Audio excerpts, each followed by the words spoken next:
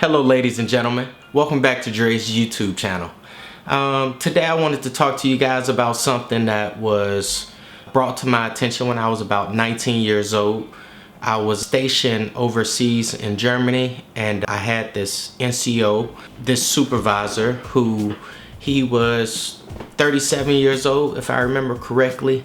He was 3 years away from approaching his retirement. For those of you that don't know, if you serve active duty in the military, you can retire after 20 years of service. So he was at his 17-year mark, and he was 3 years shy away from retiring, and he was kind of panicking. And whenever we would have our, as we're approaching the end of the duty day, he would have these mentorship moments with me to where he would just drop some jewels. And this particular day, he just got talking to me about how he spent majority of his career partying, traveling the world, enjoying himself, which he did not regret. However, he was telling me how he wished he focused on his future. You know, he knew that one day he was going to have to hang that uniform up. However, he wasn't expecting that day to approach so quickly. So with that being said, he had shared with me that he was investing 70% of his paycheck towards his retirement, trying to play catch up.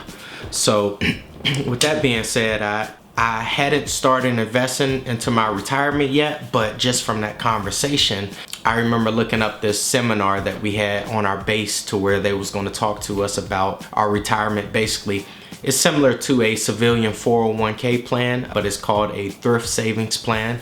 So I went to this 2-hour-long seminar to where an individual basically broke down, the basics of investing with that program. And so from that moment, I started investing, and in my mindset, I'm like, if he's investing 70% of his paycheck, I'm just gonna start off with a little hundred here, little hundred there, and I'm gonna gradually work my way into it. But I knew that at this point I was 15, 16 years ahead of him. So fast forward, as time went on, I learned the strategy of, as you get promoted on a job and stuff, before you pocket that extra income, go ahead and redirect it towards your investment so that you don't miss what you don't see. As soon as you add that extra income to your pockets, you're gonna be missing that money. So with that being said, over my time in the Air Force, I did take advantage of that. However, I also learned too that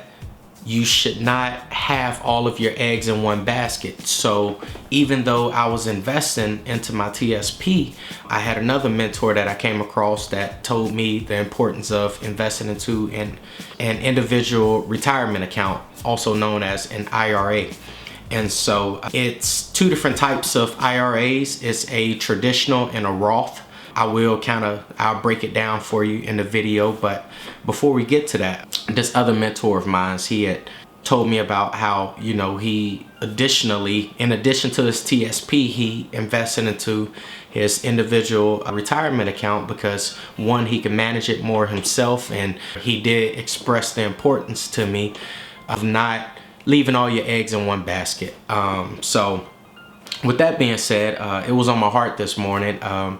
I'm actually working on another video for you guys, bonds. However, when I woke up thinking about this, I'm like, you know what, this video is gonna jump the queue. I wanna share this with everybody, because if it's crossed your mind, maybe this will be a sign to wait no longer. Yes, you should do it. Start today. So before we continue, if you are enjoying this content, please like and subscribe. Thank you. The two different IRAs, individual retirement accounts, are the Roth IRA and a traditional IRA.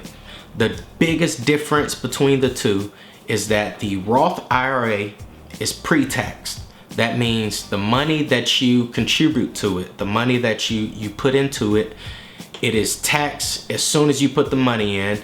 Therefore, fast forward, when you go to withdraw that money at age 59 and a half, you don't pay any taxes on it because you paid your taxes on it at the beginning. And then the traditional retirement account, the money is post-tax. So you put money in it today, they don't tax it, and then when you go to withdraw it at age 59 and a half, you will then be taxed.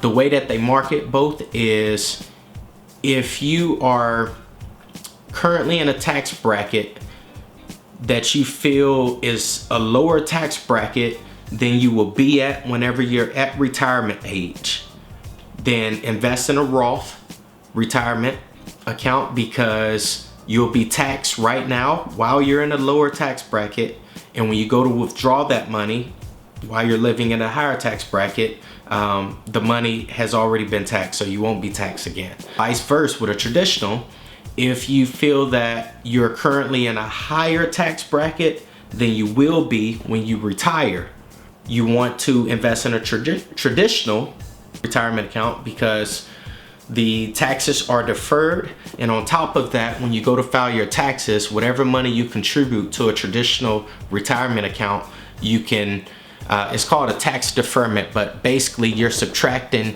that balance that whatever you contributed to your traditional is being subtracted from whatever your W-2 says you brought in. With that being said, those are the biggest differences between the two. Now, the most that you can invest in either one is $6,500 a year. This is capped by the government. Last year it was just $6,000. If you are 50 years or older, you can actually contribute up to $7,000, I believe. With that being said, say if you were to invest $500 a month into your individual retirement account, then 12 months into it, you'll be at $6,000. On that 12th month, you can add an additional $500, or you can do the math. I think $530 something a month, or a little less than $600 a month will put you at that max as far as your max contributions to your individual retirement accounts. This is something that even if you are just now graduating from high school, if you are in college, if you are just now graduating from college and you're doing an internship and you're at a company that you think you'll make a career out of, if you are working at that fast food restaurant where you're flipping burgers, if you're working at that call center and you're trying to work your way up to become team lead, no matter what your situation is, this is something that everyone should be taking serious. Investing in your own future, investing in yourself. A story that I wanted to share with you all to piggyback on why you should not have all your eggs in one basket. I understand that some of you may have a job that offers a 401k plan and you invest into that. That's very wise. Continue to do so. However, I wanted to share this story with you. Those of you that haven't heard, earlier this year or a few months ago, Hawaii suffered a wildfire. I say a wildfire, but I think it was kind of like an infrastructure. It's a bunch of stuff going on behind the scenes to where basically the company Hawaiian Electric, which provides electricity to this specific part of the island, a bunch of lawsuits are taking place that's basically saying that the layout of the wiring or something to the extent of the Hawaiian Electric is at fault. I'm not here to say neither here nor there who's at fault, but I do want to say, or I do want to show you guys where Hawaiian Electric stock was trading at roughly $36-37 right before this fire took place, and right after it dropped all the way down to I believe $10, and it's been sitting at that $12 to $13 per share. And so for those of you that don't know, this is the pensions of those employees, which I believe is about 3,700 employees, and so, or 3,700 full-time employees. And so imagine if you had a grandparents that worked for this company, and then this tragic incident happens and all of their 401ks is invested into the company.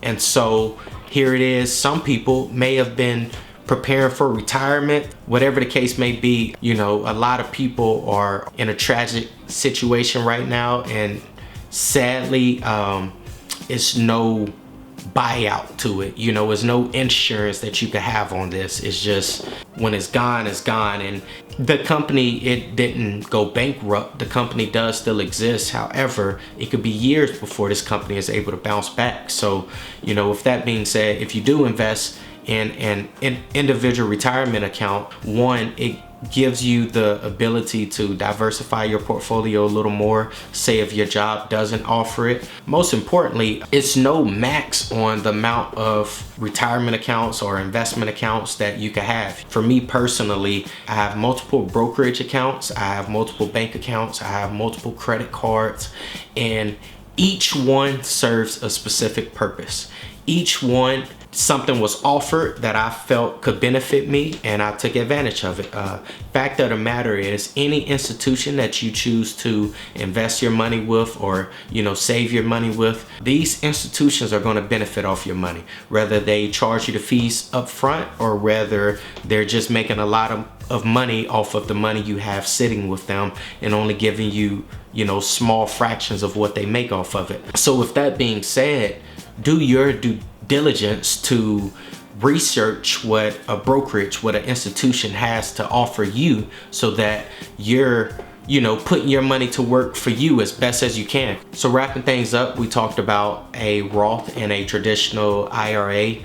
No matter where you find yourself in life, if you're, you know, fresh out of high school, if you are later in your 30s and, you know, this is something that maybe has crossed your mind and you didn't have all of the information that, you know, you felt you needed, or maybe you just needed that little you know, hopefully I could give you that today to start investing in your future, you know. And remember, I'm just here to share some ingredients. It is up to you to create the recipe for your journey to financial freedom. Thank you for tuning in.